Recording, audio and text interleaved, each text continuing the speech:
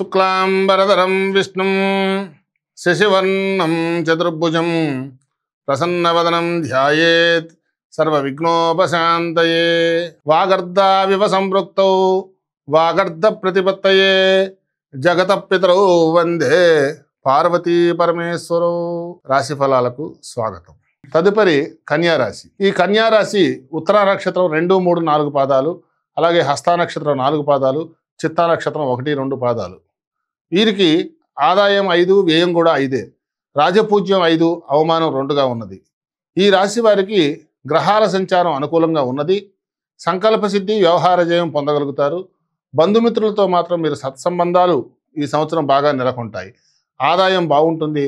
విలాస వస్తువులు, వాహనం కొనుగోలు కోసం మీరు ఏదైతే ప్రయత్నం చేస్తున్నారో ఆ వాహనాన్ని మీరు అమర్చుకోగలుగుతారు.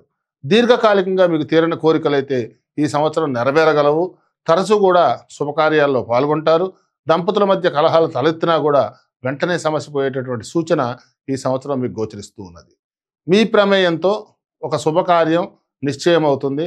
అలాగే పత్రాల రెన్యువల్లో మీరు అలక్ష్యం తగ్గకుండా జాగ్రత్త పడాలి.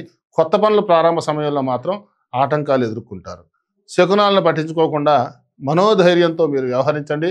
ఆశించిన పదవులు ఏవైతే ఉన్నాయో అవి మీకు దక్కవని ఖచ్చితంగా చెప్పవచ్చు. ఏది జరిగినా ఒకందుకు మంచిదే. బాధ్యతల నుంచి తప్పుకుంటారు.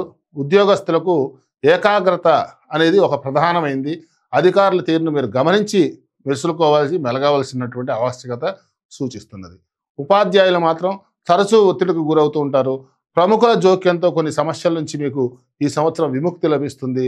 వ్యాపారాలు ఏవైతే ఉన్నాయో ఆ రంగంలో ఉన్న వారికి మాత్రం ప్రోత్సాహకరంగా సాగుతాయి. నూతన పెట్టుబడుల కోసం మాత్రం ఈ సంవత్సరం అనుకూలంగా ఉన్నది. ఏవైతే మీ పన్నుల చెల్లింపుల్లో అలక్ష్యం తగదు.